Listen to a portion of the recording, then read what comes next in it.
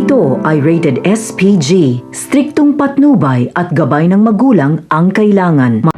Isang mapagpalang araw mga kapamilya, ikakagulat ni Hector ang ginawang ito ni Ponggay. Dahil kahit anong pilit ni Ponggay ay hindi niya talaga makalabit ang gatilyo ng baril. Ano kaya ang dahilan niya kay Hector? Ating alamin yan sa dulo ng bidyong ito. Habang naghahanda ang kapulisan sa paglipat kay Don Julio papunta sa City Jail, ay lumapit si Rigor kay Don Julio at sinabi dito na baka yun na ang huling pagkakataon nilang magkita. Sinabi ni Don Julio na wag itong pakampante dahil sa oras na makatakas siya sa tulong ni Ramon at Tanggol ay humanda nga ito dahil hindi titigil ang kanyang anak at apo hanggat hindi siya napapatay. Habang papaalis ang convoy ay kinausap ni Ponggay si Betchay at tinanong siya kung sa tingin ba nito ay pupunta si Tanggol upang iligtas ang kanyang lolo. Siniguro naman ni Ponggay na kung sakali man na magkaharap muli sila ni Tanggol ay hindi niya na ito palalagpasin at sisiguraduhin niyang mahuhuli niya na ito. At nagkatotoo nga dahil matapos ang malakas na pagsabog ay lumitaw si Tanggol. Harap-harapan niyang pinaulan na ng bala ang mga kapulisan na nagbabantay sa konboy ng kanyang lolo Julio. Sa kabila ng panganib ay nagpatuloy siya sa pakikipaglaban upang mailigtas si Don Julio. Habang nagkakagulo ay sinabi naman ni Hector na protektahan si Don Julio at wag hayaang makalapit si Tanggol. Ngunit nagpatuloy pa rin si Tanggol. Mas lalo pa siyang naging agresibo at determinado na maitakas ang kanyang lolo. At habang nililito ni Tanggol ang mga pulis ay dahang-dahang lumapit si Ramon sa sasakyan kung saan naroon si Don Julio.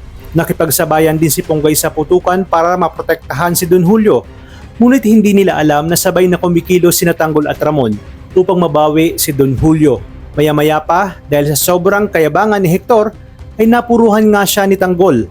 Nagulat si Ponggay at agad na tinutukan ng baril si Tanggol.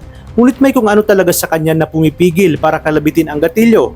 Sinabi ni Hector na barilin na nito si Tanggol. Halatang kinakabahan si Ponggay at ramdam naman ni Tanggol ang pag-aalinlangan nito. Kaya para di mahalata ay si Tanggol na lang ang umiwas at dumaan nga sa likod ng sasakyan bago pa dumating ang maraming kapulisan. Nagtaka nga si Hector kung bakit hindi maiputok-putok ni Ponggay ang baril. Habang nakatalikod ay dali-daling inalis ni Ponggay ang kanyang bala at sinabi na naubusan siya ng bala. Agad na sinabi ni Hector na magtago sila dahil delikado ang sitwasyon. Maya-maya pa ay kitang-kita ni Ponggay kung paano tinatakas ni Tanggol si Don Julio.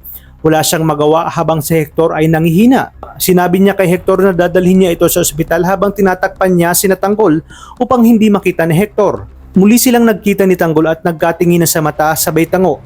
Sa ganitong paraan ay natulungan ni Ponggay si Tanggol na maitakas si Don Julio. Kaya naman di kalaunan ay muli silang magkikita. Mauunawaan ni Ponggay ang tunay na pinaglalaban ni Tanggol. Ipinangako ni Tanggol na tutulungan niya si Ponggay na makapaghiganti kay Rocky Boy. Habang si Miguelito naman ay halos magliyab sa galit nang malaman niyang itinakas si Tanggol si Don Julio. Sa inyong palagay, si Ponggay na kaya ang siyang magiging lihim na kakampi ni Tanggol na siyang magiging mata sa kapulisan at sa mga gerero? Yan ang pakatutukan natin sa mga susunod na episode.